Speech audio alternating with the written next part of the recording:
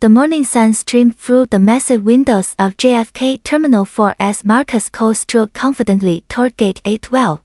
His tailored navy suit fit perfectly, complemented by polished Italian leather shoes that clicked rhythmically against the marble floor. The gold watch on his wrist caught the light as he adjusted his silk tie, checking the time once more. Marcus carried himself with the quiet assurance of a man who had built something meaningful from nothing. His leather briefcase contained contracts worth millions, and today's flight to Los Angeles would seal the biggest deal of his career. The first-class boarding pass felt light in his fingers, but the weight of responsibility on his shoulders was immense. At 38, Marcus had overcome countless obstacles to reach this moment.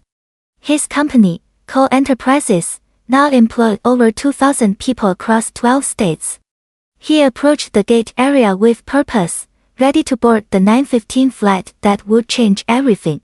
The bustling terminal hummed with energy, but Marcus remained focused on the journey ahead. Brad Wilson looked up from his computer screen as Marcus approached the gate counter. His eyes narrowed, scanning Marcus from head to toe with obvious suspicion. Despite the expensive suit and professional appearance, Brad's prejudices immediately kicked in. "Excuse me, sir," Brad called out loudly, his voice carrying across the waiting area.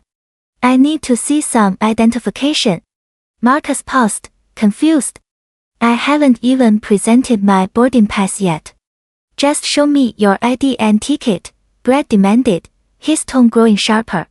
Several passengers turned to watch the unfolding scene. Marcus calmly handed over his documents.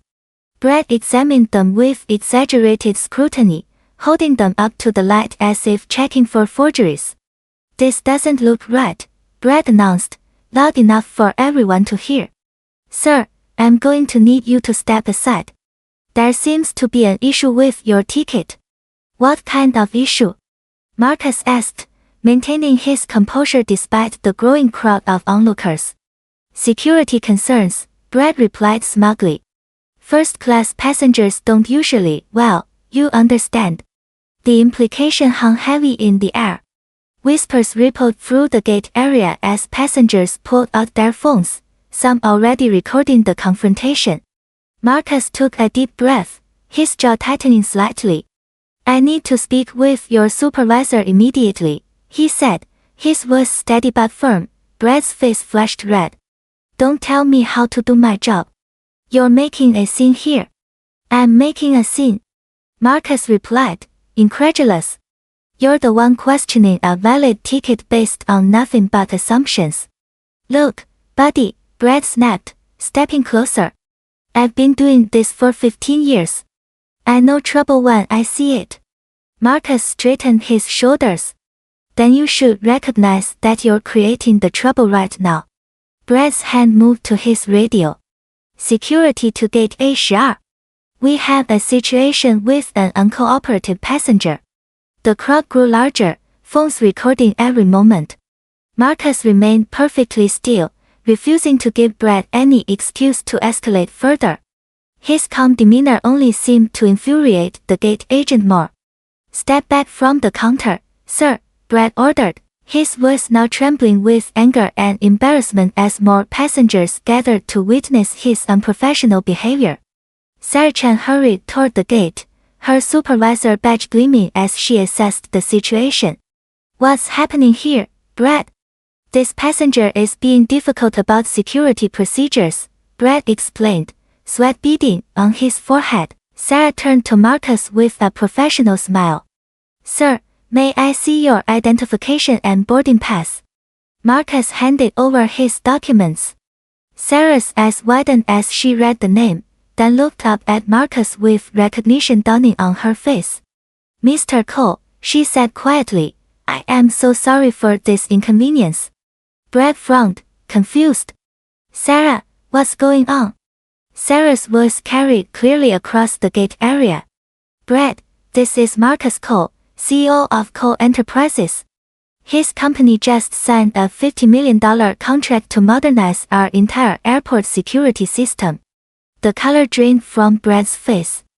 His mouth opened and closed soundlessly as the full weight of his actions hit him. Marcus spoke calmly. I was traveling to Los Angeles to finalize the implementation timeline for the new training programs.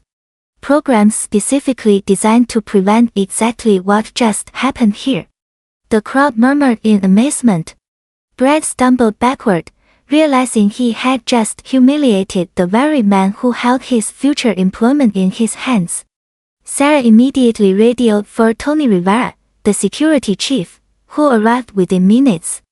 Brad, you're suspended pending a full investigation, she announced firmly. Brad's hands shook as he removed his badge. Please, I didn't know. Marcus stepped forward, his voice calm but powerful. Ignorance isn't an excuse for treating people with disrespect. However, this can become a learning opportunity. Tony nodded gravely. We'll implement immediate retraining for all staff using your new protocols, Mr. Cole. Marcus looked at the gathered crowd, then back at Brad. Everyone deserves dignity, regardless of appearance or assumptions. That's what real security means. Sarah escorted Marcus to first-class boarding as applause echoed through the terminal. Justice had been served, but more importantly, change had begun.